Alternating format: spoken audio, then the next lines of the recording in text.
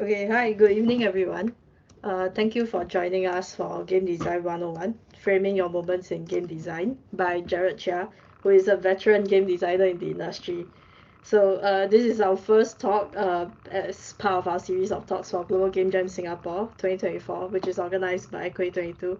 So, before we start, just a quick mention that we have secured a physical venue for the Game Jam happening on the 26th to 28th of January, which is at the Zhuchi Humanistic Youth Center. So, you may find more details on our website, and we hope to see you there. So, please also take note that this talk is recorded and will be uploaded to our YouTube channel. To share some information about Jared, he's an experienced game designer spanning various disciplines across a small handful of turn-based titles and was formerly a lead game designer for Gumi Asia. So for today, Jared will give his talk and then we'll end off with a Q&A session where we'll go through any questions that you have. So for any questions, feel free to submit them to the Q&A session tab, which you can find on Teams, or just type it into the chat if it's available for you. So yeah, okay, so Jared, would you like to start? Sure. Uh, sure, JT. Thanks very much. I think with that, I can kind of like skip about one third of like the beginning already or what I have here. But yeah, before I begin, just want to do a quick check. Everyone can see the slides, all right? Yeah. Just want to do a quick check. Is there a way for me to see? Oh yeah. Okay. Cool. Thank you. That's great. All right. So yeah. As JT just introduced, my name is Jared. I'll be your speaker here tonight. I'll be doing a little bit of a sharing. Um, KIV, this is actually literally the second talk I've ever done in regards to game design. I'm a little bit nervous, but this is actually a topic that's very near and dear to me. As I'll explain a little bit more as we go along, and you'll see why. But before I begin, just want to do a couple of quick overviews with you guys. Specifically, this talk is going to go over four parts. Part one is basically who I am, a little bit of what I do. Really quick. JT did part of the introduction already, so I'm just going to be really quick with it. All right. So, and then part two is going to be helping you try and find a definition of what games are, or at least an introduction to my definition of it. This is sort of to give you some foundational stuff so that you can use that as the basic groundwork for how you can think about games. All right. So following after that, we're going to the meat and potatoes of this discussion, or the sharing rather, specifically about how to frame your game experiences as moments, right? So this is sort of a framework, a tool to help you better analyze the games that you play and the games that you will be ending up to make in hopes that you will be able to make better games. All right. So I'll be going through a huge breadth of points. So to keep the time, I may be speaking a little fast. Please take whatever notes you like. Jot down whatever you want and ask as many questions as you can. All right. Obviously, my socials have been shared. It's not going to end here. If you feel like asking me any other time, feel free to reach out to me. But hey, I'm here now. All right. Also, just as a quick note, you also sometimes see small red squares, the ones on the lower left there, which is our notes that I've sort of added onto slides from time to time, mostly because I think they're kind of interesting and relevant points, but they may or may not be referred to as I go through stuff. So it's more or less just food for thoughts, that kind of thing, right? So, and also just to set some expectations as well, this is a 101. As I mentioned earlier, I'm going to be going through a huge breadth of topics. So I'm going to go through a large array of topics rather than to go through each of them individually very deeply. So I'm going to la-di-da through a lot of stuff. It's mostly just to give you enough stuff to chew on, to think about and open up doors so that you can start looking at your journey through game design in a more contextualized manner, right? For each of the points that I will try and make, I'll try and provide elaborations, examples, counter considerations, whenever relevant. As a quick note, the examples I'll be providing will be mostly based off the games that you have provided inside your forms. So thank you very much for participating in that. But full disclosure as well, I have not played all the games. So some of the references I make are based on best impressions of what I can find online. So if I'm wrong, please don't hold it too hard against me. All right. I also want to add this game is going to be game agnostic. Its key learning should apply to any game that you want to try and make. That's really kind of a large part of my approach on this. And I also want to emphasize that the views here are an evolving one and are mine, meaning that it's something that I've sort of formed based on my experiences. Please, I implore you to take what you can from what I'm sharing with you and find your own as well along the way. All right. Basically, take note of what works for you and build upon it in your best way possible. All right. All right. Cool. With that said, let's go into part one. All right. So, who am I? All right. As JT explained earlier, or briefly brought up, I am. My name is Jared. I'm a game designer. I'm an occasional streamer, and I like cats. Very plain and simple. I have a couple of big titles that I'm very, very proud of being that have largely contributed to in very, very significant manner. Specifically, Battlecraft back in 2011, which was a early web-based trading card game. Avarium, which is a physical single set battle card game, and more recently, Final Fantasy Brave Exvius, which was the main project I was on for a huge extent of my time in the company. Which was a turn-based mobile RPG gacha game, right? I've also been involved in other projects as well, where I've contributed in very, very different ways, but none as extensively as those three in particular. All right. So just so you know, so as well, a lot of basically after so many years, a lot of what I've done basically comes back down to this, specifically about figuring out how to frame ideas into actionables, specifically so that other departments can understand, implement, and hopefully test them. So yeah, so that's going to be basically what I'm going to be sharing. As this is a Design 101, the idea here is that I want to share my framework for thinking about games, which will basically form how I usually communicate with games with different my games with different people as well. So that was quick, right? Maybe that was quick enough. All right, so we go into part two. So what are games? Now, since everyone here is going into a game jam, I assume that you guys want to make a game at some point. But if you want to make a good game, you need to figure out what goes into a good game. Very much like how you want to make a good sausage, you need to know what goes into a good sausage. So step one, let's define what a sausage is first. So to me, a game is a contained interactive experience. Now, this is a question that for a lot of game designers or any really good game designers, they would have at least spent some time trying to answer for themselves. For me, these three words cover all games, applies to everything. Why contained interactive experience? Well, in that, to answer that, you sort of need to think about how most people will first answer this question. Most people start by saying that games are an interactive experience. And the reason for that is because for them, they are largely focused around the play aspect of games, because you can, engage with it, actively engage with it. The problem with that definition is that it sort of applies to anything you can play with. It would apply to toys, for example. So everything from Polly Pockets to tops to balls, they're all playable interactive experiences, active engagement experiences. So when that is the case, then that's where a lot of people get confused over where the distinction between games and toys really end or start and end. So this is why you need to sort of think about them as contained experiences as well, meaning that there must be a start of a game, there must be an end of a game. And this is sort of where you can start seeing how learning to define what a game is helps you make a game. Because by understanding that they are contained interactive experiences, you know that you sort of have to have a goal, because anything with an end, with a start, has to have an end. Therefore, it's a contained experience. And once it has an end, therefore, it must lead up to a goal, a takeaway experience that you want to have, that you want your players to have.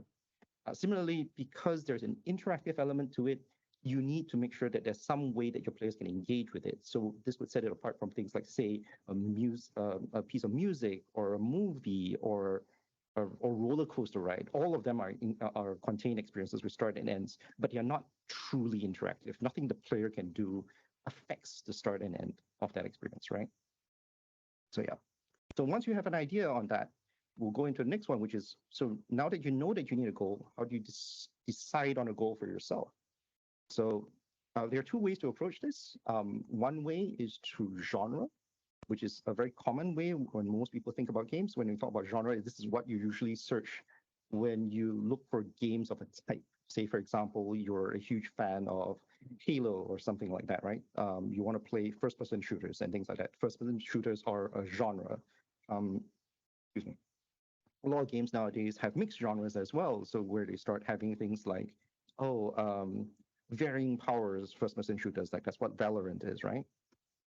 So you start looking at them, and then you start saying to yourself, this is the genre that I want to try and make. What are the mechanical pillars that form up that genre? And I'll give you an example on how this works a little bit, but basically that's the thinking that you want to, that will seed your approach towards a genre-based game design.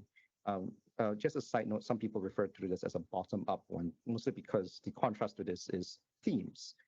Themes are basically when you think about, oh, I want to make a steampunk game set in the world of Magic the Gathering, or I want to make a Lord of the Rings game set in Isengard, just as Gollum is finding the ring for the first time. Oh my god, my example is the worst game ever.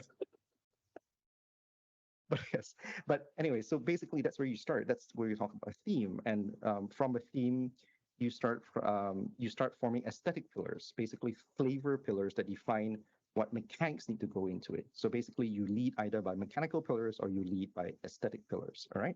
So as a quick example of this, let's go into genre first. As a quick example of this is like for a game like Breath of the Wild. Right. By the way, as a quick note, I saw all the list. The reason why I'm choosing Breath of the Wild as opposed to Tears of the Kingdom is because for some reason no one filling the form filled in Tears of the Kingdom. I'm so surprised, but all the power to me. All the power to you guys. All the power to me. It's easier for me because there's a lot more references. But yes. So yes. Breath of the Wild. Now, you have to ask yourself to start a game like Breath of the Wild. What goes into making the game? What goes into making an open world RPG? Things like, for example, so you find yourself saying, oh, I need seamlessly open tracts of land. So how do you load that up and how do you make that mechanically relevant? You need to figure out how to do location puzzles. How do you write narrative and histories and secrets that you want to unravel? How do you make crafting systems? How do you design encounters? These are all parts that make up an open world RPG. Please do note that at no point did I mention anything about things like quest logs, quick travel, map markers, breakable weapons, or free roaming encounters and all that kind of stuff.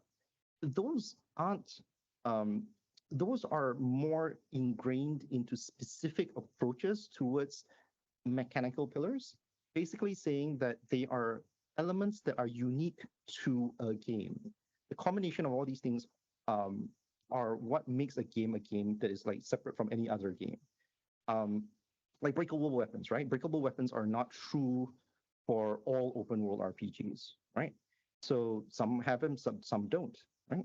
So the best test for this one is like to ask yourself, hey, can I make an open world RPG without this element? Can you make an open world RPG without quick travel? Short answer is yes. Better question is why, right? So anyway, then let's talk about theme. So to go into theme, how you start off designing a game, a very good example of theme-based design is actually a game of Monopoly. So for some of you guys who, I don't know whether you know, but Monopoly was designed to sort of teach people about the horrors of Monopoly. This is not even a joke. This is historically accurate, by the way. It is very much intended to be a horrible experience where everyone just hates each other at the end of the game. It is a zero-sum game where the only way you win is by having all your friends bankrupt. Like you send all your friends to the poorhouse. It is not intended to be a pleasant experience. Any of you guys who really love this game, you might need to get checked out. But really, that is completely intentional. Which is where it really works. Like if you think about it, like everything from, oh, how do you have, if you want to create a monopoly, what do? You mass buy all your lands, you upgrade it, you force your opponents into bad deals and all that kind of stuff, right? So that's how it's supposed to work. So they started with an experience they want to try and do, a theme, a fantasy they want to try and sell, or they want the players to go through, and then they wrap the rules around it, right? Right. So interestingly, this is actually kind of also how Pac-Man started. For most of you guys, this is the one that's a little bit more undocumented. Pac-Man is actually an allegory for the evils of unending consumerism. You play a working man endlessly, working through the society's maze for bits of coin. You even have like ghosts, which are supposed to be souls of the working class. Yeah, fascinating, isn't it? Yeah, yeah. I found it completely unbelievable, which is why it's actually just nothing but a lie. It's really not true at all. That's not how Pac-Man started. Yeah. But yeah, in truth, Pac-Man started with a sort of a third approach. What I've come to call as market-targeted design. This is what happens when people go out, they do research and see what mechanics work best for a target market that they want to try and do. They basically say, oh, I want to try and design for this specific target market. What are those players really, really into? You do a lot of research, you look around the scene, you pull mechanics from different places, and you stuff them all into one giant game. It's an approach that I won't talk about too much through this talk. I have my reasons for it. For the sake of brevity, I'm not even going to go into those reasons right now. But if you're curious, you can ask me towards the end during a Q&A. If you do want, please feel free to bring it up. I swear I have a reason for it. But yeah, for now, I will not go through it like too much. All right. So with that aside, we're going to part 3. There is really no pause to this. All right. So, okay. So we're going to framing moments in games. Right. So now that you know that your game has sort of like, oh, hey, there's something I want to sell, an experience I want to sell, and I have a goal in mind. What do? Do you just take everything you can find and simply throw it in and see what sticks and see what works? Well, I mean, you don't, because not only are you going to waste a lot of time, it really fundamentally often just does not make a good game. You have a lot of times where you're going to find putting in things that work, but you're not quite sure why. And sometimes some things actually don't work in tandem with each other and you don't even realize it. And this is why having the correct framework to look at your games is really, really important. You need to be able to understand what works for your game, what's working for your game, to be able to understand it. To be able to make those kind of decisions and choices, to like things to improve, how to refine, and all that kind of stuff, right? So specifically, you have to always remember that game mechanics are not meant to be the be-all end-all. Game mechanics serve systems. The systems serve to deliver an experience. All right. So this is how it's supposed to work. At the end of the day, your game is supposed to deliver an experience. If it fails to do that, if anything contradicts that, it's not a good part of the game. All right. So, which is where moments come in, right? So what are moments? Moments are emotional nodes in your game. Keep in mind, moments are not mechanics. Moments aren't game loops. They can be misconstrued and misunderstood, understandably misunderstood as that. Moments are the perceptual components to satisfaction and fun. This is, as I said earlier, like this is basically a framework that I use to analyze games, to sort of understand, hey, what about this game is sort of working? Like how a baker needs to be able to understand what goes into the tastes of a cake. Understanding moments will allow you to understand, like to contextualize and to be aware of the components of your experience when you're playing a game, right? There are 5 basic principal moments. Specifically, what I've come to define as specifically engagement, challenge, progression, discovery, and celebration. Right? There are some of these things that will feel very overlapping. There are some of the things that the distinction feels very odd in some cases. Feel free to question me on anything that might not seem clear enough for you. towards the end, right? I'll go through each of them first. Moment number one, engagement. Engagement is the decisions to be made, all right? So when do you get this moment of engagement is when the player is given a choice that connects emotionally with them. With that said, I want to emphasize one very quick thing on the side. A lot of you guys are studying design, beginning designers. I want you guys to keep something in mind. Please, please, please always remember that fun is an emotional reaction and that games are designed to invoke an emotional experience. Why I say this and why I want to emphasize on this is because there are a lot of designers who are going to be very obsessed over the mechanics of your game. You're going to think about your game in terms of, oh, I like to create interesting choices for the player. You're going to like saying, hey, how can I challenge the player, right? That's not wrong, but you cannot forget that at the end of the day, the emotion is the part that's important, right? So once again, this is you have moments of engagement when the player is given a choice that connects emotionally with them. This is where most games interactions are most overtly derived. I say overtly because interaction is rather than just a single action. Here are the actions. They are what your players can do, what buttons they can press, how does it make sense in the context of the fantasy or the genre that you want to try and sell. Similarly, does it add to the experience that's unique to them? Because, as I said, like a game requires active engagement. It's not a movie. It is not a song or a roller coaster ride or anything else like that. Every person that goes through a game goes through an experience that's unique to them. That is by intention. That is true to the medium that we are engaged in. All right. So you sort of have to be very aware of that. If you lose sight of that, then your game's going to come out a little wonky. All right. So let's go through a few examples of this, right? So first example, Final Fantasy Brave Exvius, the game I have spent the most time on, is a very classical example of how games can be played. Reductively speaking, you only truly have one point of engagement, which is you tap, make a choice, tap, make a choice, make a choice, tap. There's only just yes, no situations, right? That's all there is to it. And that's fundamentally speaking what most foundational RPGs are. It is an extension of tabletop RPGs. It is just that. It is true how you layer off different types of engagements and different types of interactions, that the game becomes richer and more complex. Similarly, when you look at Doom, like one of the first-person shooters, right?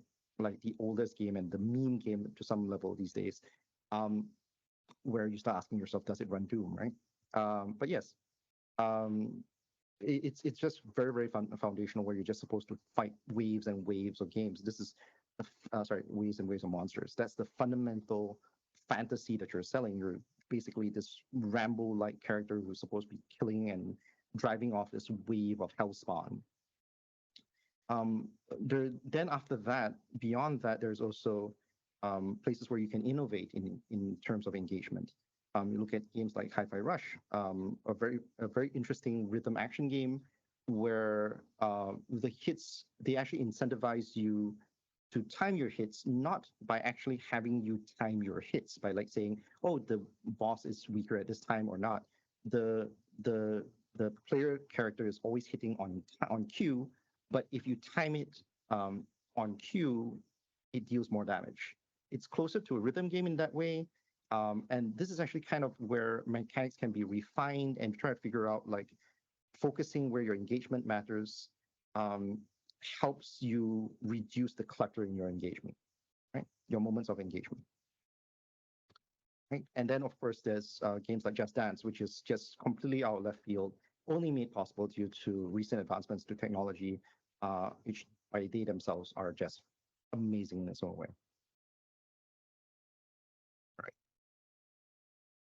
So next one here is what this point here is what goes against engagement. This is the one that basically your engagement killers, right? Your moment, the things that kill your moments of counter engagement, so to speak, right? And this is specifically for this. These are the deprivation of agency. These are moments when if your player realizes that their decisions, their choices have no value, they will sort of lose that kind of sense of engagement. You can't put your players through a choice and then have that choice not matter.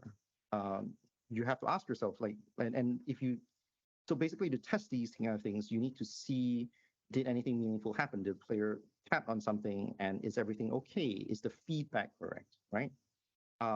Did the characters react in a way that feels that they've taken into account what the player choice is?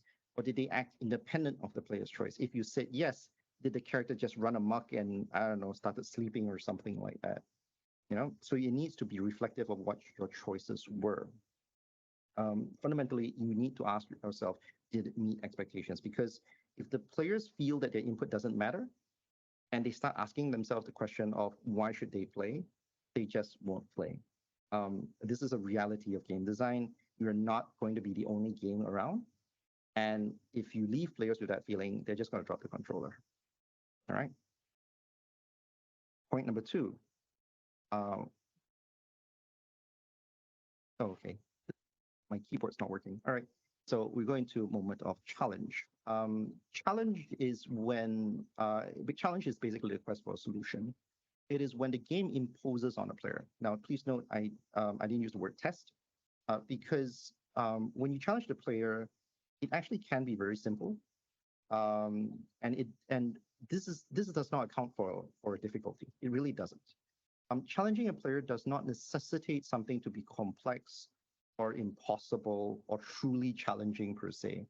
It is basically asking the player to do something, right? And yes, it's called challenge because saying request is kind of weird. So to identify moments of challenge is to ask yourself, does it present appropriate requirements to be met? That means, does the game say, hey, I have a bunch of requirements, please do this?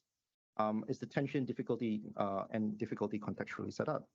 Does the game go, hey, you need to do this because of this? Or, hey, there's a ticking timer, or there's a ticking time bomb here, do it fast, right? Are the objectives clear, fair, and doable? These are very, very important. And for a lot of people, does it test the player? As I mentioned earlier, this is not necessarily a test. These are all questions you can ask, but you don't have to answer for all that. They don't have to be yes for everything, right? Okay, so let's go into a few quick examples of challenges. So specifically, the obvious ones are things like Portal 2. Puzzle games are obviously nothing but challenge and just level design, challenge all the way. Elden Ring, best example of challenges in play as well. Every fight is crazy difficult. But then again, and then on the other side, you look at challenges that are created through PvP play, player versus player, where the challenge is constantly evolving because the player base is constantly evolving. And then as the meta moves, the players have a different sense of challenge as we go along. But and then finally, as a fourth example, you have moments like in the case with games like unpacking. Like I mentioned earlier, challenge doesn't necessarily need something to be difficult. It just needs to be right for your target market. So you can even have games like unpacking, which provides a challenge simply by saying, do you know where you want to put stuff? You know, because that's the requirement for you to go, hey, this is how do you get to the goal? You know, how do you process, this is how I move you towards the end of the game. Right? So is there a moment of counter challenge? Of course there is. So now the moments of counter challenge isn't when there's a lack of challenge, not when it's too easy. It is when you actually overwhelm your player. It's a moment of overwhelmation. Okay, it's a question of whether the player is able to solve it. Most people will make this mistake simply because it's easy for you to think about your game being too easy. It's mostly because you are going to be loaded with information that most of your players will not have. So if you want to really test this out, you really need to go through the paces. If you find yourself having moments where it's like, hey, this feels wrong because of challenges, you need to sort of ask yourself, like, what exactly are you expecting? Are you asking of the players? Did you ask like players to do something that's just physically impossible for them, like pressing all 15 buttons at once? Or is it too frustrating for them to do simply because there's just too many things to do, or does it take too long for them to solve, right? So you sort of have to recognize what you're actually challenging the player to do. These moments of challenge, once you can identify, you get a better sense of like saying, oh, hey, this is doing it wrong, this is doing it right, this is how I can get it right, this is how I can get it wrong. So yeah. And we go into the third one, moments of progression. Now, when you feel moments of progression, this is actually progression is basically the change in your game state. You get this, you get these moments when you experience a tangible change in the game status quo, as perceived by the player, meaning that the player has to be able to perceive it. For most, in a more nebulous way of putting it, this is basically the flow of your game state. You can sort of test this by looking at like, hey, mechanically, did the player gain or lose inventory? Did the story progress? Did you land into a new area or something like that? Does the game visually look different in any way? This is an aspect of UI UX design. In a more basic level, did a number just go up or down? Like, hey, Tetris, right?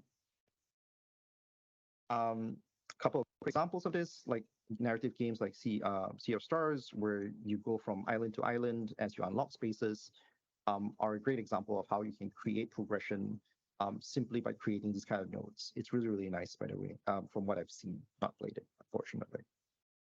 Yeah. Monster Hunter World is also a very good example of progression simply because, hey, instead of going through the usual leveling up system, you sort of create your own character by crafting armor and combinations and stuff like that. And that sort of creates the sense of progression as you craft and develop your own character, so to speak. And then obviously you have games like Dota 2, which is nothing but progression. It's leveling up and gaining gold and getting your KDAs and scoring and tower downs and HP ups and all that kind of stuff. So every second of Dota 2 is just nothing but moments of progression, moments of progression, moments of progression. This is sort of really, really fast-paced examples of that. And then there are games like Hades, which are roguelike games, where the moments of progression are a lot more subtle. There are moments of progression that can be more subtle. Sorry, I needed to correct that a little bit. Because you're not only looking at those moments where you start, you gain like all those skills as you go along with each individual level, but also those moments when you finish one round and you're like, hey, how is this round going to be actually perceivably different? And this is where things like the Mirror of Night comes in, and you can do upgrades, and progressively you get better, right? So is there a moment counter to the moment progression? So the short answer is yes, there's always one. Basically, it's a question of stagnation. Like I mentioned earlier, you need to be able to feel progression. If it's not tangible, you get a sense of stagnation. This is where this is where moments of counter progression is, right? So the impression you want to avoid is that you don't want players to feel like the time and efforts they have spent is wasted. Is the degree, so you need to test, and if you see moments of counter progression, you need to ask yourself, is the degree of the change too small? Is the pace of the change not appreciable? All right. Keep in mind, progression does not always need to be positive. The progression can be a negative thing, but if you do sort of mix up negative and positive progression, you can end up with a net zero, which results in that kind of wasted feeling, right?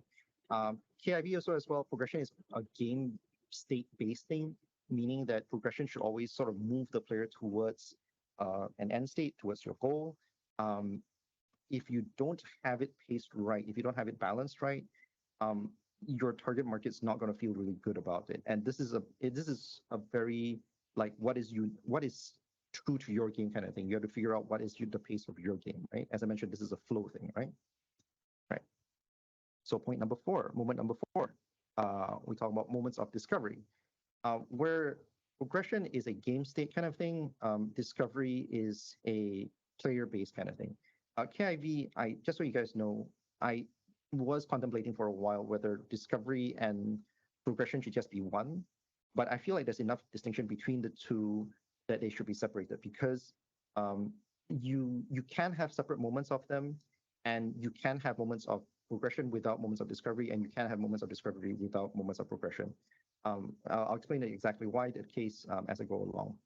Basically, for discovery, you have moments of discovery when the context of a player's choice evolves, when the player feels that they are going to be thinking or experiencing the game a little bit differently. player-centric, right? It's basically when the who, what, why, when, how of how your player does something changes, right? Um, for example, like, hey, does the player have access to new weapons or new skills? So they start thinking about what choices they're going to make a little differently. Do they have new information, like in a narrative game, that would make them look at a character differently? Or did they experience something that says, hey, maybe I should approach it a slightly different approach, right? So, where progression was very game state based, where you're moving the game state towards a goal, um, discovery is more about what the players learn themselves. So you can gain EXP, your EXP can slowly go up without you unlocking anything, right? So at that point, right, there is no sense of discovery at all. You can level up indefinitely without learning any skills, and there will be no sense of discovery at all. But a lot of good RPGs, very often what happens is when you level up, there's some level of new things that are unlocked along the way. There's some new opportunities that are unlocked along the way, and therefore they invoke some sense of discovery, right? So a quick example, good examples of discovery, things like you can see in Minecraft, for obvious reasons. There's the crafting recipes themselves, but there's also how some of the elements can interact.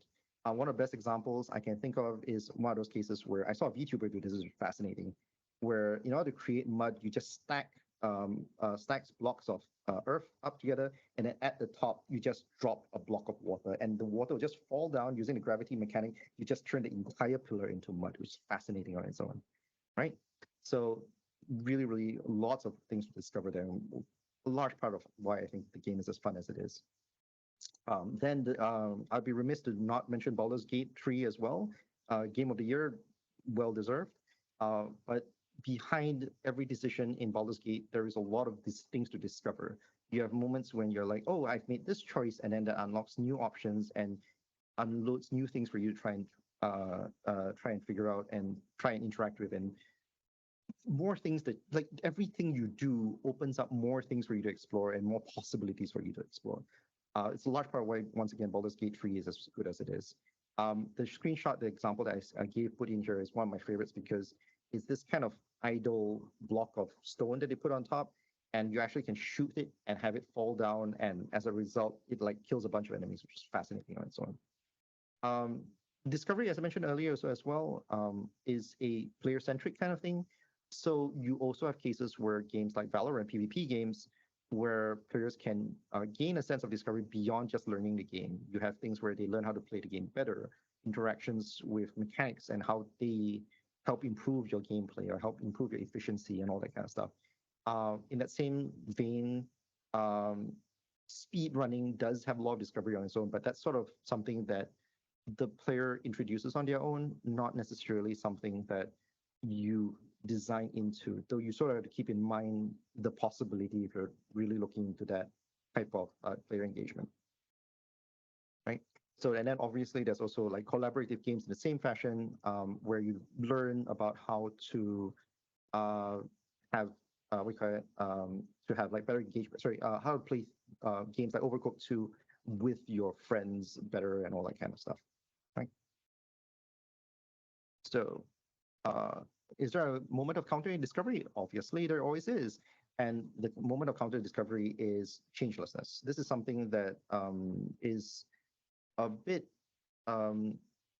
different for most people, because this is not the same as stagnation. It should not be mistaken as stagnation. Because what happens is when we talk about changelessness, what it means, by the way, changelessness is a choice word that I end up using because I've been trying to find a word to try and describe this kind of thing. In the word I actually prefer to use, which is not an English word as well, it's sameness. And what it means is that, let's say, for example, you play 10 games, right? And you play 10 games with the same party. And you end up fighting the same players over and over again. Basically, what happens is that the experience that the player has is the same thing over and over again. When that happens, that there's no variation, and everything's exactly the same, that the player feels that there's nothing new to discover anymore, that the game has nothing new to offer anymore, the player starts feeling bored. This is where most players start feeling bored. And you have cases where some players would start finding new things to try and discover on your own. But as a game designer, you can't count on that. So you sort of need to be very conscious about when these points happen. I will be honest, it is unavoidable that you will eventually have nothing left to offer for the players. But where that line is something that you have to be very real about. So I'm not saying that you can avoid this, but you have to be conscious about it. All right. Now we go into moment number 5, which is moments of celebration. This is the most obvious. This is the rewards for success, and you have moments of celebration when a milestone is recognized. And I want to say milestone because what happens is that you don't only celebrate successes, you can celebrate failures too.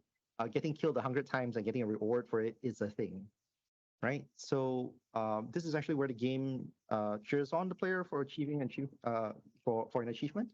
So this is obvious. Most people, I don't really need to explain on this one too much, but I do want to emphasize that you have to be careful how you do celebrations, how you craft moments of celebration, because if you overdo it, or if it's not proportional, or it's underwhelming, it's going to create a lot of disjunct. And when there's a lot of disjunct, it's just going to be a problem. All right, so let's look through a few quick examples of celebration. Devil May Cry 5 is my favorite example of for moments of celebration. Everything is treated with style, right? Everything is shouted out and screamed out with a lot of gusto and style. Man, God, Devil May Cry, tiny beacon of the game genre. I really don't want to go into a celebration of how good that game is, right? But then you have moments also like Honkai Star Rail gacha games, which obviously, like aside from the standard loot and stuff that you can earn from a game, like gacha games, the sort of like the make or break thing is usually like the gacha animation and everything else. That's their moment of celebration, right? So Honkai Star Rail recognizes this, and like even if you try to skip the gacha animation, if you get a 5-star, you will always see Pom Pom showing up, like and showing you that card and showing you that graphic that says, "Hey, look at this fancy ass 5-star that you just earned." So, and the same, and it's not limited to only like gacha games as well. Even fighting games have moments of celebration. They have smaller ones as well. You have smaller moments of celebration, where you have moments like, oh, when you have an impact hits that you see in games like Guilty Gear, where animation is played. The example that you're seeing there is an animation that is unique to Faust, one of my favorite characters in the series, where if you hit him in a specific way, they run this really silly and funky animation that's just fun, and then you should just look it up, right? So, but that itself is a celebration of that hit connecting, right? So you can have smaller ones as well. And as I was saying earlier, you also have to sort of same like how you need to scale your moments of celebration to the effort, you also need to scale it to the genre. Not every moment of celebration needs to have trumpets blazing and all that kind of stuff, despite what I just said. Frostpunk is a like sort of I don't really know what the genre is. It's a survival sim, I guess. I guess that's the correct sim genre. And so what happens is that everything's bleak, everyone's gonna die, everything's like they're barely surviving. So how do you like?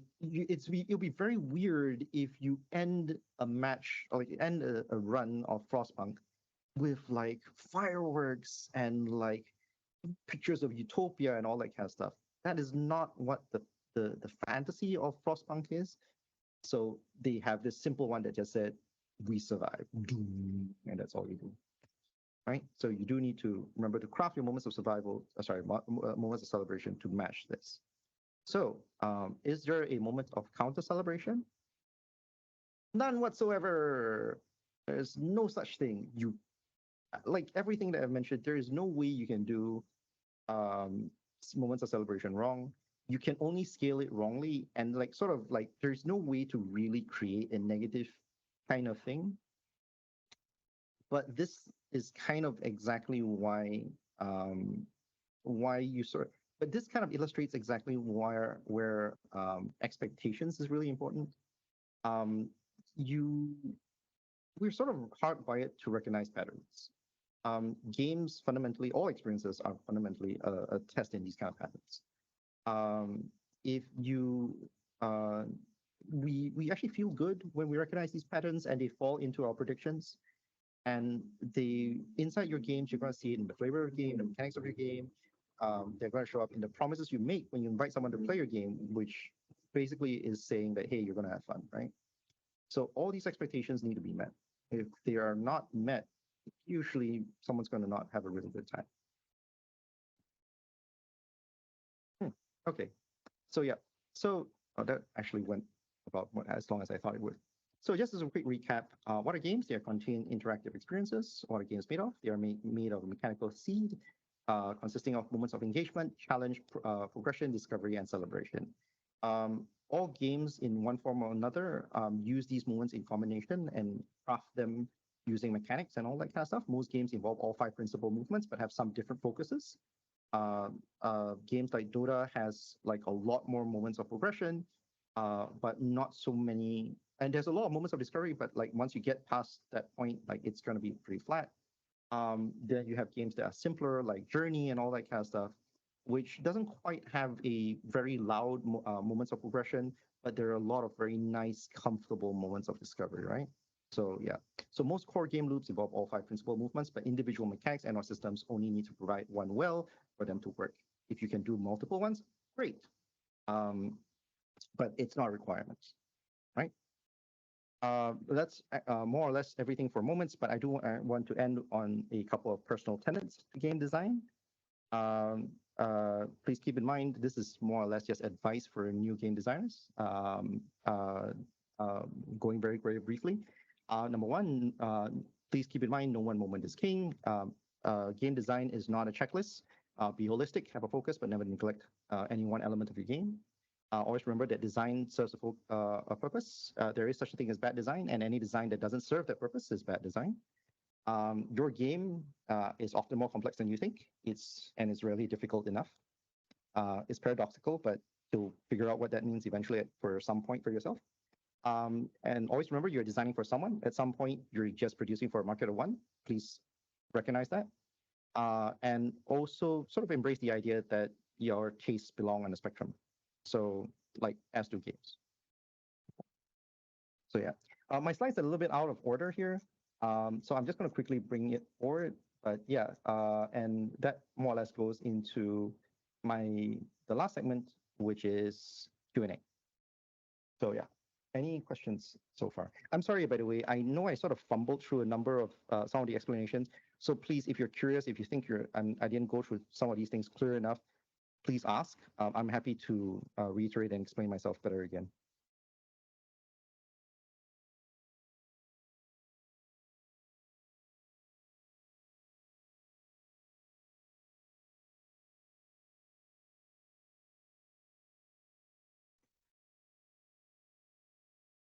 Is there any questions? Am I missing something?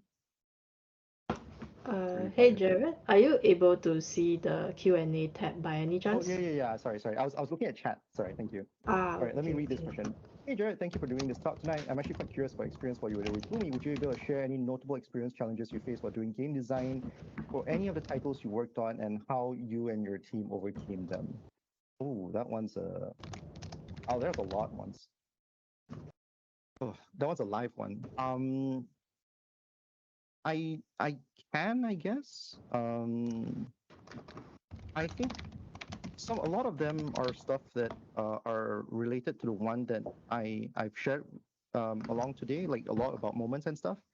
One reason why I chose to talk about moments in games is because I realized that even sort of experienced people in the games design industry sort of fail to, well, fail is a tough word, a bit heavy word, a bit of a loaded word, but basically they made a mistake of misunderstanding how they should be looking at games. One big example that I can give you is this kind of fundamental misunderstanding of what we were discussing some adjustments to a game, a feature in the game. I can't go into specifics. I do apologize, but I'll be as vague as I can, by the way. while still giving you something of substance. We were discussing about how to improve the experience of the game by adding new features or adjusting features. In order to figure out what we should be doing, because we have limited resources, we need to figure out what was going to work with the players. And we need to figure out why what we wanted to change works for those players. Meaning that we needed to understand what the players really like and sort of be able to design something that's, true for those things. So we started looking at, okay, hey, what are moments of engagement, and what are moments of challenge that the players need. One of the big things that FFB, when I first joined, had an issue was about those moments of challenge. Like we were having moments where the game was producing all these new amazing units, but there wasn't a place where you absolutely felt that these units would shine. Like you could use units from a year ago and they're perfectly able to solve everything. So a lot of conversation I had at one point was trying to discuss or try to figure out ways to make new moments of challenge um, uh, with the same moments of engagement.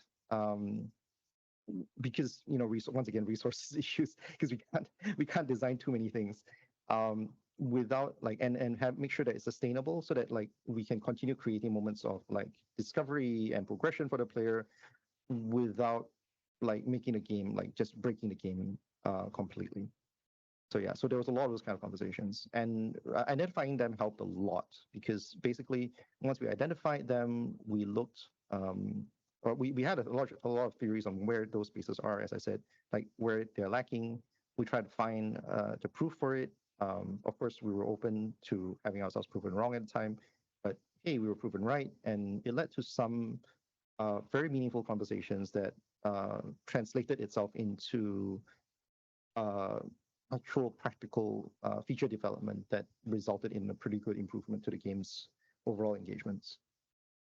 Yeah, so I hope that answers your question. I know once again, I'm being completely intentionally vague there, but I do need to sort of not name names or say anything overly negative. I hope that's okay. I'm sorry. Is there a way for me to tell if that answer was sufficient, or would you like a follow up? Right? Is there a way for me? Right? Is there? They posted in chat. So, Oh, okay. I need someone to yeah, let me sorry. know then, because I can't have both of them open. I'm sorry. Okay, yeah, that's fine. Thank you. All right. Okay. So I'll go into the next one. Progression, can it be external factors that affect the flow or avoid stagnation within the level? Or is it purely dependent on player state changes? So as I was mentioning, moments of progression is purely a game state thing. Discovery is on the player side. I'm going to answer for both. So progression is usually a in-game state thing, and if you find players having issues detecting moments of progression in your game, like feeling disgruntled by the progression of your game, that's usually because your feedback's not good enough, or your balancing is off, your pacing is off. That's something for you to try and figure out what's correct for your game and your target market. You sort of need to figure out that one a little bit. On the other side, though, third party tend to help a little bit in some ways.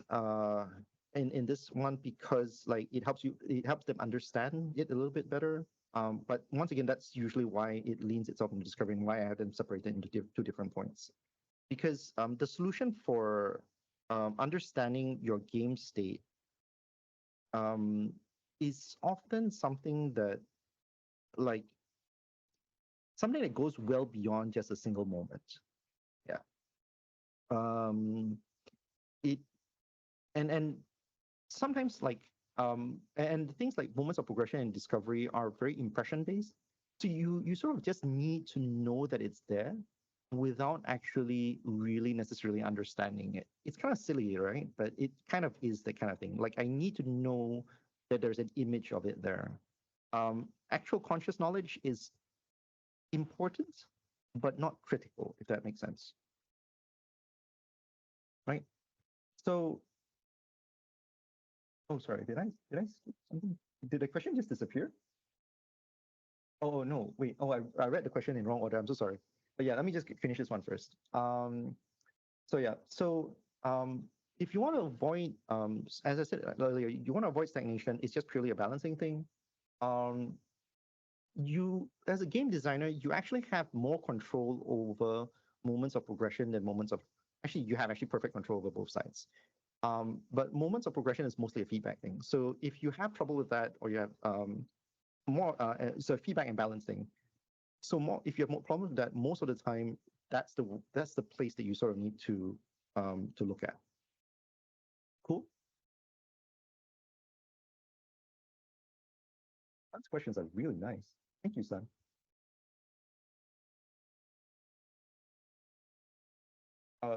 Sorry, Sham, can I get some help there? Yeah. Is that okay? Yeah. Yeah, you can move on to the next All right, cool. question. I'm gonna go into quiz question. You how do you balance a mechanic where it might be valuable to some but not to others, depending on playstyle? Oh God, that is okay. I will tell you that you don't. You never do it perfectly. To put it very simply, you never do it perfectly. You sort of have to find as close as you can to it. Um, I'm going to defer to my experience with Avarium on this one because from the context of your question, I'm assuming that you're looking at more PvP based games where balance is more important. PvE games, you can go off balance a little bit, and most people will still be generally okay with it without too much complaints. But in a PvP game, it's a little bit more important, and Avarium is one of my better examples.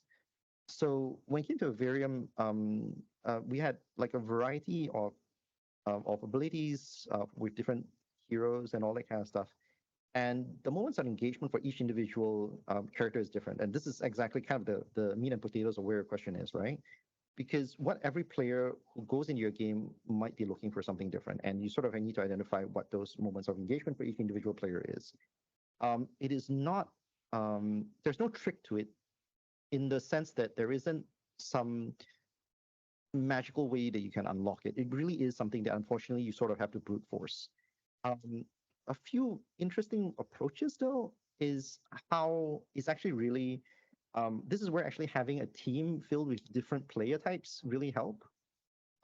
This is where you have like, oh hey, I'm a guy that likes to play combo decks, and you're a guy that likes to play rush decks, and you have friends who like to play, I don't know, shuffling decks. I can't think of an example. I'm sorry, but yeah. But basically, if you have a team filled with different player types, and you can keep an open mind when you are discussing these kind of things with them, and you're open to try and figure out ways to make sure they interact without completely overpowering one and the other, you'll be able to find your way around. And a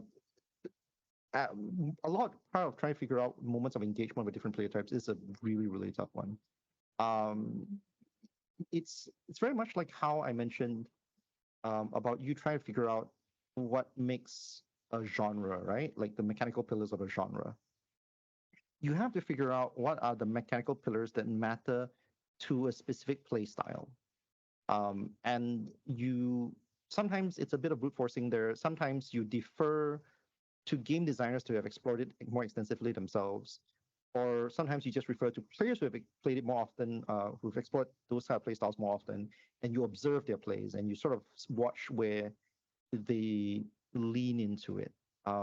Sometimes this is also where playtesting helps a lot, watching your players play and sort of going and watching them say, like for example, if you watch a combo deck player and you put a overtly powerful card in front of them, do they use that card or do they prefer to still play their combos? You know, so you can sort of see what prompts them and what triggers them, and from there try to figure out what may or may not work in the context of your game.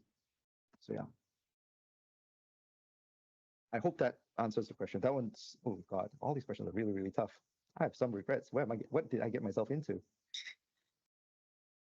Right. Thank you. Yeah, we got another question. Cool. I'm going to go into Cheah Yu's one first. Of the Yeah. 5 types of engagement, which do you think is the most important for narrative games? I'm sorry, I was just probably need to clarify. It's 5 types of moments. Which is more important for narrative games? For games like Disco Elysium, Doki Doki Literature Cup. Okay, so thank you very much for that. They're definitely the moments of engagement is definitely the reason why I think you use the word engagement more than anything else is because fundamentally that's how we most of us think about games, and moments of engagement is largely what most games are made of. As mentioned in the slide earlier, um, moments of engagement is what most game designers think about games. Narrative, though, specifically is more about discovery and moments of discovery and moments of engagement. Specifically for games like Doki Doki Literature Cup, those moments where you discover something new about the characters, where your appreciation towards the game changes, how you look at the game changes, are more louder than a lot of the other moments. Definitely, progression is a very subtle thing in a lot of these kind of stories, but they still exist. Moments of celebration, not so much. Cool. All right, let's go. Wow, why is the order so weird? Okay, going to Sartak's question.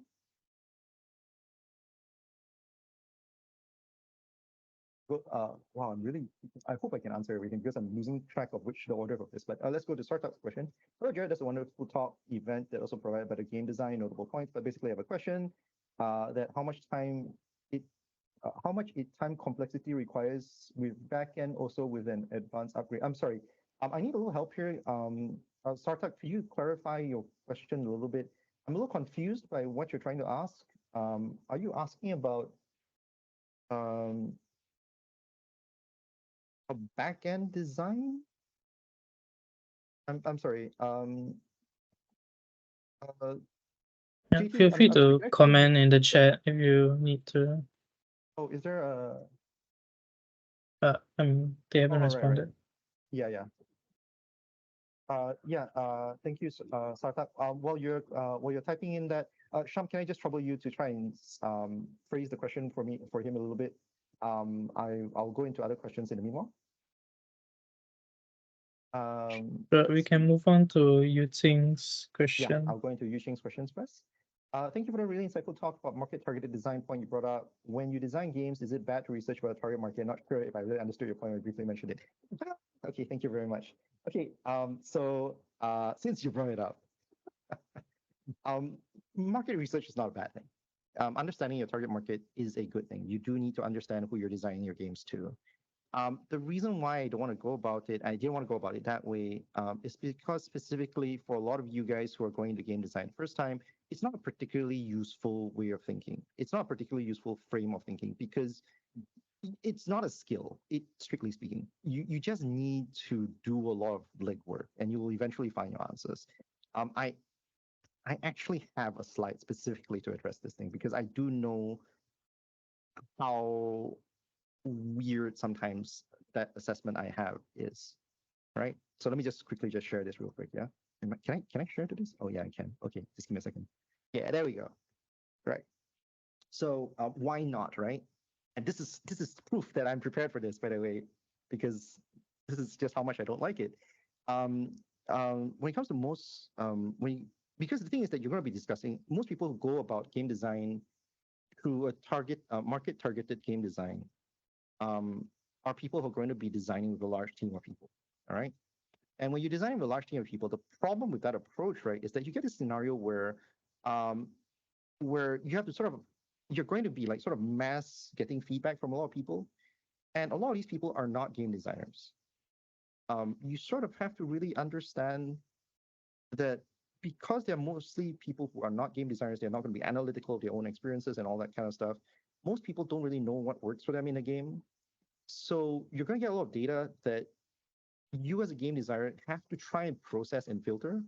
And what I tend to worry about which is really the second point, people often conflate with what works for why it works. Meaning that when you go into a discussion about, oh, hey, this mechanic is really popular, you make the assumption that there must be a reason that it's working without actually understanding why it's working in the context of that game. And that usually makes discussions even more difficult, especially when you're working with a team. it's the same reason, which really goes in the third point as well. As I said, like it really speaks about, like these kind of survey results speaks about what works now in the context of the game, in that game when it was released, meaning that it's like, oh, hey, you're making this specific game. These are the mechanical assembles for this game. These are the loops that it has. These are the components that it has. This is the moments that it's designed for. And then you sort of lose track of what you are trying to create. You forget the moments that you are trying to emphasize on, the mechanics that you're trying to emphasize on, and all that kind of stuff. And worse yet is that for people who are not into game design, they look at these kind of survey results and they often think that this is better than the thoughts and ideas of a game designer, because some people just don't have confidence in theory. And I don't blame them for it, because hey, you can be wrong, right? So, but that's really, once again, it gets really, really scary and really sort of destructive to the conversation. A lot of this kind of feedback, a lot of these kind of survey results, especially when you take it with like tens and thousands of survey respondents, right? They tend to give you this kind of things where it tells you something without teaching you anything. It tells you something's true without telling you how to understand it. So this is the reason why I don't like market targeted research. Design. A lot of companies do it. I'm not saying that it is wrong. You can still make great products out of it. Pac-Man did come out of that. Pac-Man was designed with the intent of trying to reach female gamers, or try and create a market for female gamers, because at the time when the arcades were around, no one was playing. No girls were playing video games. So they made Pac-Man with the idea of like saying, oh yeah, hey, we're gonna put a bunch of candy-like stuff. The balls are actually candies, and we're gonna do this kind of like cute little sounds, 8-bit sounds, where it goes around eating this candy and stuff like that. That's really the source of where Pac-Man really comes from. Not that commentary on consumerism and all that kind of stuff. There's this pure BS, right? So yeah, so yes, I hope that answers the question.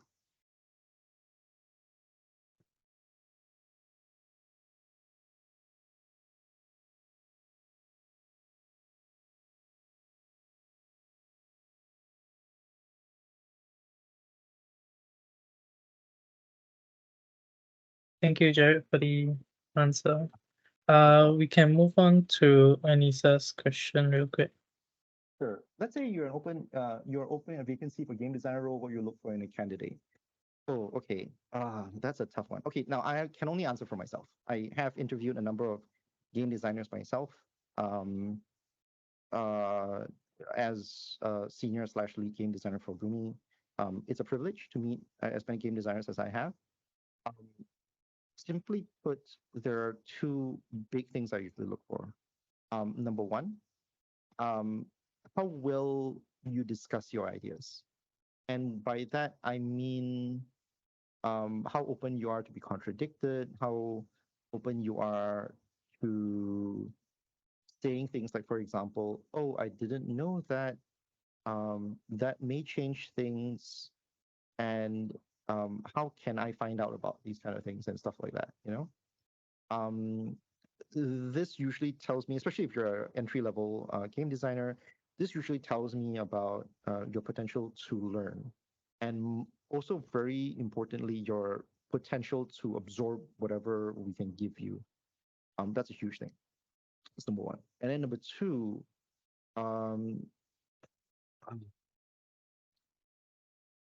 this one's a bit of a weird one, but don't lie. It sounds like a duh kind of thing, but there are a lot of people who are kind of afraid of admitting that they don't know something and end up arguing or trying to defend their ideas. That's not always a show of strength. Sometimes it's a gamble. Sometimes it works, but more often than not, it's a gamble. And we more often than not, your interviewers can tell when you're bullshitting.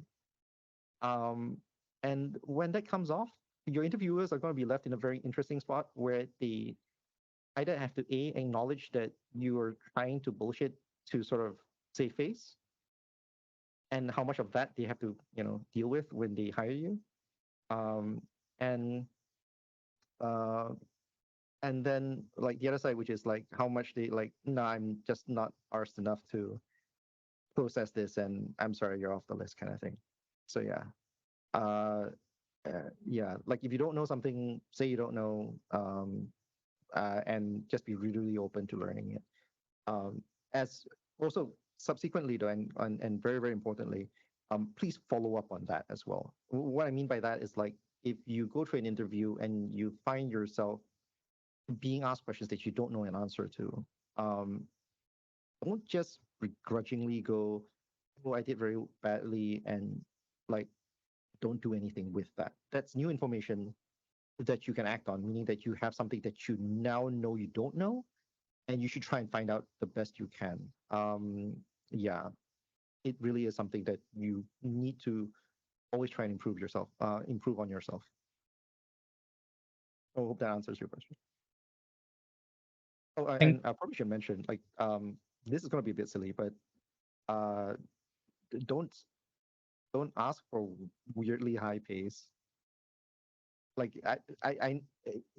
that's a weird deal breaker for me, by the way. Just so you know, it's very unique to me. I have to concede, but I had some candidates that for some reason are really, really particular about pay from the get-go. I'm not saying money doesn't matter. You need money to survive, but God, please don't start your first interview with that unless you're prompted. Unless you're prompted.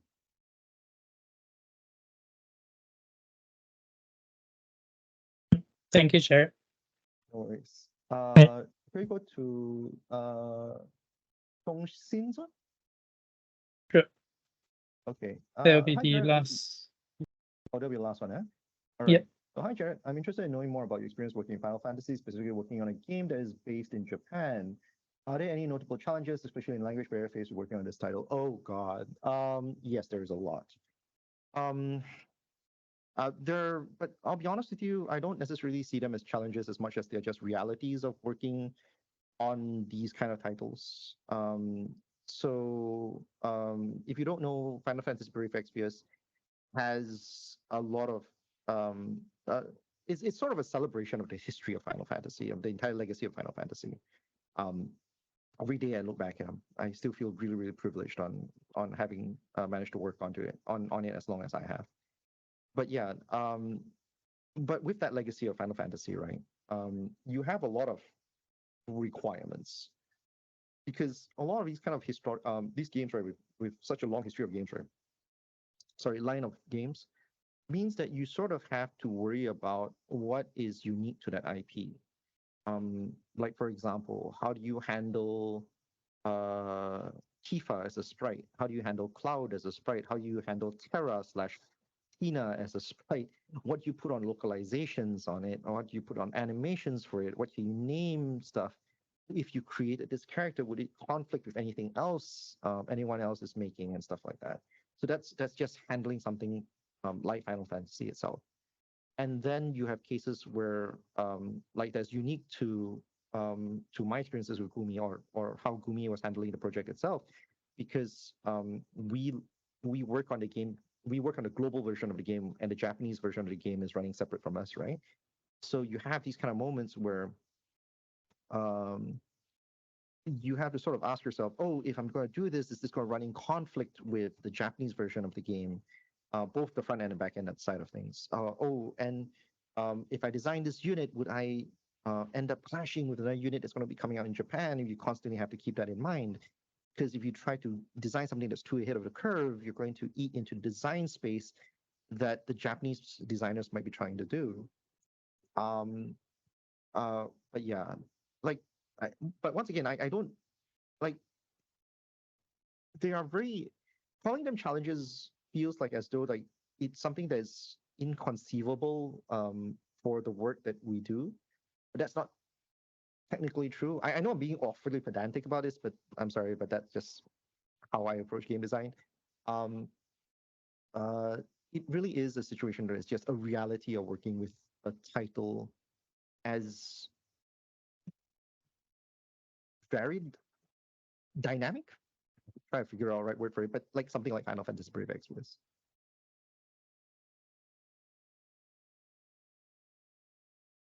Yeah. Is that all the time we have, Pam? Do we have a few more? Hey Jared. Mhm. I think there is one more question in the Q&A. Right. It's Hui's one, right? Yes, correct, from Hui. Yes. All right. Okay. What are your views on the role of game designers in the current game industry? Do you think it should be valued as much as engineering and artist roles? Short answer, yes. But maybe there's a lot of bias in there, I think, in those words. Ah, I shared a bit of my own history, but I think one thing I didn't share with you guys is that I don't have a game design background. I am an animation graduate, and a lot of everything I know about game design is me spending time thinking about it. I've been very, very privileged, and it's something that's, I think, somewhat unique to my experiences in life. Um, what I'm trying to get at though is that, like, it also means that my perspective towards it is a little bit different. I think it's important to recognize that game design as a discipline is is itself a thing. Like, you do, if you notice a lot of the things that we're talking about, like trying to identify moments and stuff like that, part of the test of trying to figure out whether a moment is really a moment is to try and figure out, can you do this without the other? You know, like, can you have a moment of progression without a moment of discovery? Can you have a moment of engagement without progression, discovery, celebration, or anything else? And if the answer is yes, then therefore it is a principal moment. That's kind of the thing. Same thing goes with about whether game design should be valued. Can you design games without a understanding of game design? The short answer is yes. Can you design it well? The better answer is no. Um, you do have to better understand game design to be able to make better games. This is, once again, the bread and butter of this entire talk. Um, but the truth, the real, more real answer to that, and this is part of what reality sometimes is about game design as a profession, is that practically everyone thinks they can do game design. There's nothing, and I'm not saying that you can't. I'm saying that people who really appreciate good game design, um, they're not that many. It's not zero, and you as players especially will always recognize great game design, but the spectrum in between is where it gets a little bit debatable. And when it comes to employers and sometimes even as a craftsman, you you'll find yourselves asking that question a little bit, like does it really matter? But at the end of the day, it will show in the final product. Hope that answers the question as well.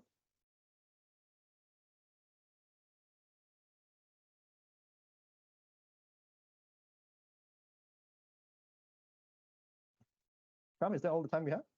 Are we on track? Are we on track? Yes, that is all the questions. Oh, okay. So sorry, I think I'm did you manage to clarify Sartak's question? Yeah, he typed in chat. Sorry. I'm quite Let me see. lost personally. Can you help me out? Sorry, because there looks like there's a number of responses there. Could you summarize it for me? Right. Okay. So I think Sadak's question was about backend and development, and backend as an artistic development type, uh, or importing logical 2D design into programming. If that makes any sense to you, you could elaborate or make sense of it. Otherwise, Sada has mentioned, it's all right. Yeah, if the question's not answered. Thank you very much, Sartak. I will concede that it does seem a little bit outside my element. I have an impression of what I think you want, or what the question is. But I think I might not be the right person to answer that question for you.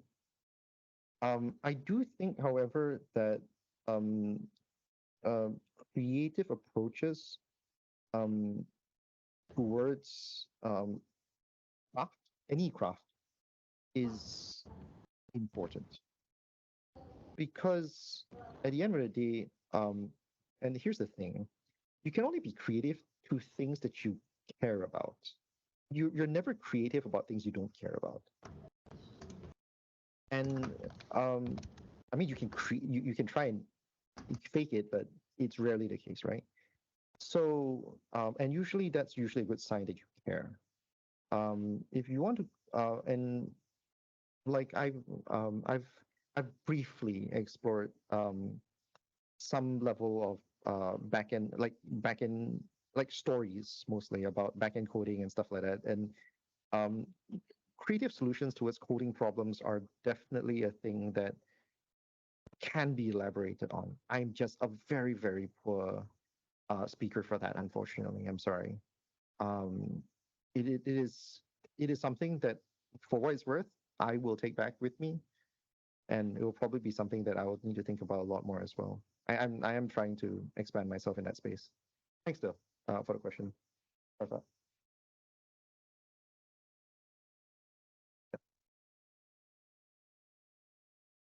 Yeah. Sham, JT, we're more or less done, right? Hey Jared, yes, I think we are indeed done Yeah. with all the questions now. So, yeah. Yes. Is there another question I should be answering, or is that all the questions? Uh, I think we have covered all the questions. All right, cool. So I have one last thing to share for anyone who's interested in expanding sort of direct exploration about approaches towards games or game design theories in general. I've got a small list of recommended viewings for you guys to try out. I'm going to paste the quick links here for you guys. It's going to be in the Q and yeah, where is okay, that works. Okay, so if anyone's interested, please feel free to check it out. There are all the links there. There are all the YouTube links. They're available there. Um, they are wonderful, wonderful videos. They're just meant as starters. All of these channels are things that you should be watching if you're planning to explore game design. Um, so yeah, please, by all means, go and check it out if you're interested in the topic more.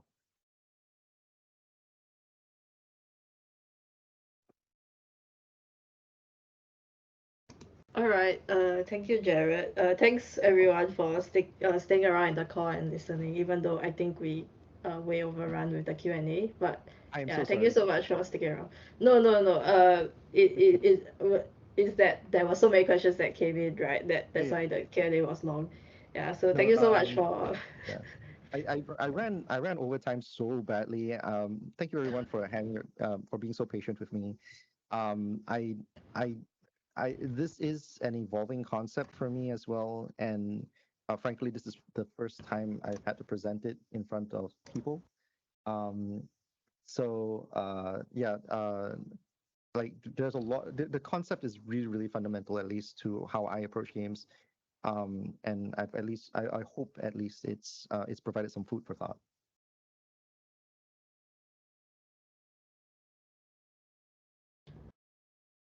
Okay, yeah, we don't really have anything else, so thank you so much for joining. If y'all need to go, I don't think we will hold you all up. Do feel free to join the other talks over the rest of the next over the next 1 or 2 weeks. So yeah, I hope to see y'all there in the game jam as well. Yes, we'll share the recording as soon as we can. We'll probably post it on Discord or as many of our platforms as we can, yeah, once it's up. Yeah. I need to turn this into a proper video. Like I need to edit and turn this into. We'll probably need to just strip off a bit of Uh, stuff. Yeah, should be okay. Thank you. Yeah. Yeah. Thank you, everyone. If you all still have questions, do feel free to bring them up. Although even whether we're answering it right now or not, Jared could probably go through them as well. Yeah, I'm sticking around. I'm happy to stick around if you guys have any, like, if you guys want to like stick around and ask questions further.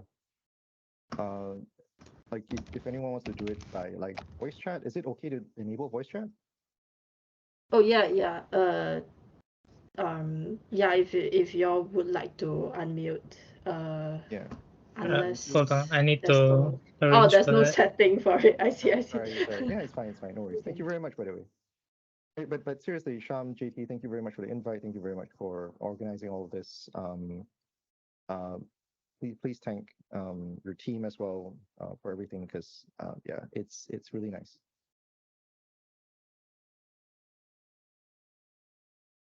Happy to have you. Thank you so much for doing this stuff. Okay, if there's still no other questions, we'll probably just close the meeting room soon. Yeah. If anyone wants to at all, if you want, you can raise your hand. Yeah. there's a Nicole, do question. you have any tips avoiding overthinking when designing?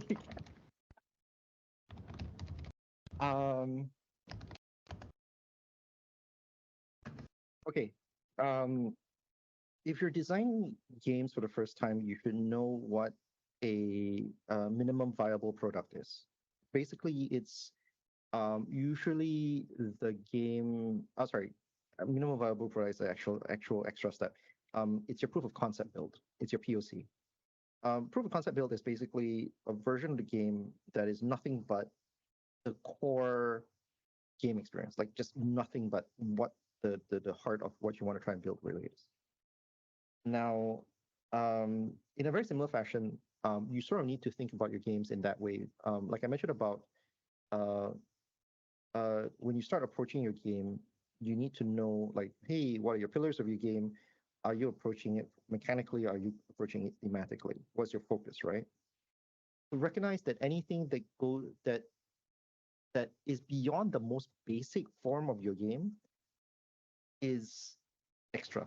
Like really, it's extra. The extra isn't always a bad thing. You just have to be very honest with yourself whether they are necessary to make your game. So yeah, so overthinking is perfectly reasonable and it happens all the time. There's no way to really avoid it. But you sort of have to be real to yourself in a sense that recognize that it's never a bad thing. It's only a problem when it creates clutter or it stops you from working on anything. And then alternatively, at some point, playtesting is king. The only way you can tell is just make and play it.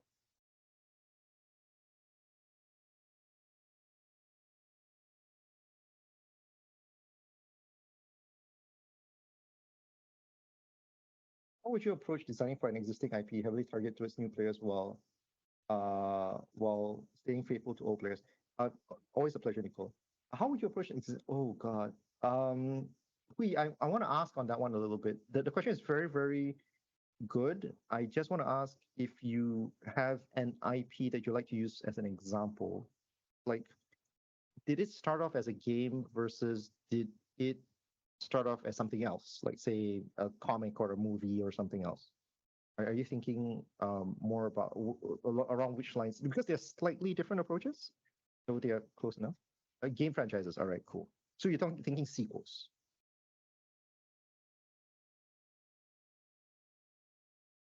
So if you're thinking sequels, that one's fairly interesting because see, here's the thing. I like if you saw my my portfolio a little bit. One big thing that I was doing with Final Fantasy Brave Exvius, which is a live service game, right?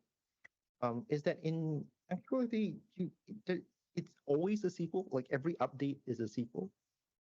And when it comes to something like Brave Exvius, where the updates are very, very much more frequent, right? What you do is that you make small and tiny shifts towards shifting the game towards a certain direction or the other.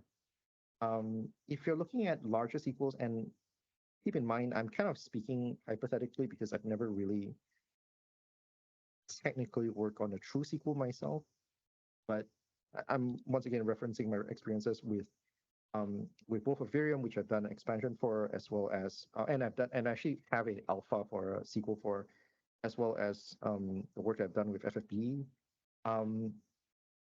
The thing is that you sort of need to recognize what is core. Once again, the pillars of the original game. You need to figure out what is important to that separates the original game, the existing IP, from every other game. So like I was talking about how Breath of the Wild, right? So things like, for example, I very explicitly avoided talking about weapons breaking. But weapons breaking is something that sets Breath of the Wild game, Legend of Zelda games from other open world games. It's not the only game with it, but it is one of the few with it. And you sort of have, and that sort of creates a distinction. Existing IPs also have a cast of characters that you can try and do, and sometimes you sort of want to ask yourself, how can you tell a substantive story or a new meaningful story with those cast of characters?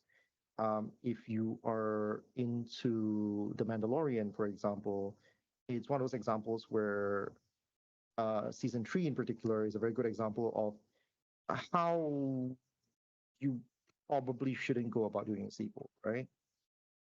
Where they undid a lot of the major big story points from the previous seasons. It kind of betrayed those moments that mattered to the players because they kind of forgot what moments matter to them, and created this kind of like mess that neither here nor there, and they didn't really create any new moments as a result of the new season, and that's why they didn't end up doing very well. Conversely, conversely, if you look at what would be a good example of one that said, conversely, one of the best examples of great sequels prior to Andromeda was Mass Effect. Like Mass Effect 1, 2, and 3, basically they figured out what matters to a Mass Effect audience, what are the moments that matter, what are the components that matter, and then they refined those components, removed all the clutter, and then like just stuffed them into 2 and then tried to do the same for 3. That's kind of how you can go about. Hope that answers the question.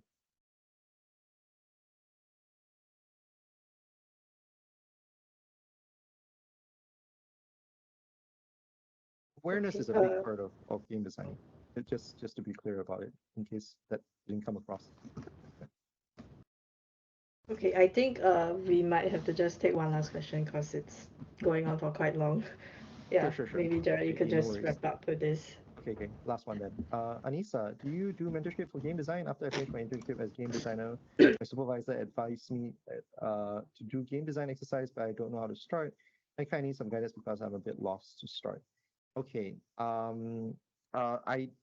don't do mentorship on an official capacity. It's not a thing that I kind of do right now, but I wouldn't be against it. I've done a lot of those kind of things when I was in Gumi, because that's kind of my job. I was one of those few people that put a lot of energy into making sure that my game designers, people in my team, always improve, because I run by a very simple rule: if you know how to do your job better, my life becomes easier, right? So with that in mind, having said that, one of the things that I usually do advise a lot of game designers is to be more aware of your games that you play. Like one of the reasons, once again, the entire body of this talk is about looking at how to identify moments in the games that you play. And being a good game designer often is that. Watching the videos that I've listed there, as well as just basically watching more videos of people discussing games and stuff like that, looking at why certain elements of certain games work. All that is part and parcel of trying to improve yourself as a game designer. The framework that I mentioned about like looking at moments and all that kind of stuff is part of that foundation, is to try and identify how you react to games and understand why they work and try and replicate them for yourself. One quick advice though that you're probably not going to hear a lot of people say though is playing good games is just as important as playing bad games. Play bad games. If you hear people complain about games, or if you think something is a bad game, play them. Then try and understand why they are bad games, then contrast them against good games, and try and understand the difference. That usually helps a lot. Oh, and volunteer to do talks about games. Yeah, that's helping me a lot.